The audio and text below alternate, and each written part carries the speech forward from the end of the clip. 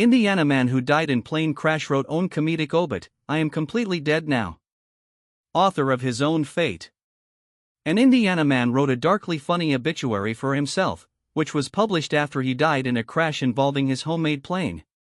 Gary Wolflett, 72, fatally crashed his self-made single-engine Express 2000-foot plane in Ohio on May 5, and though he was perhaps not prepared for the accident, he was ready for the inevitable, according to a report from WXIN.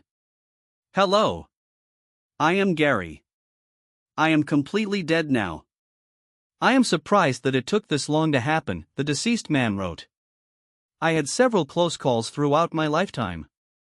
I guess that I was just lucky that something didn't get me long before now. Wolfelt then chronicled a series of cartoonish close calls that occurred over the course of his life, including taking a baseball to the head as a little leaguer, being kicked in the stomach by his sister's horse cricket, getting hit by a car, narrowly escaping a falling chimney, and taking a spill down a flight of stairs while holding a concrete line safe that landed on his chest.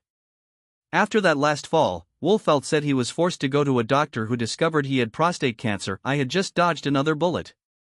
I cannot tell you here what sort of event actually killed me, as I wrote this obituary before I was completely dead.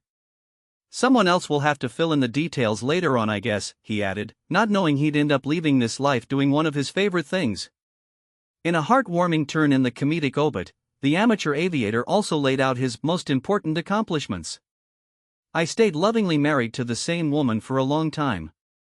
I cut about 100 cords of firewood. I fixed a lot of problems for a lot of people over the last 50 years. I paid all of my bills with my own earnings. I only took welfare, Social Security, after I retired, he stated simply.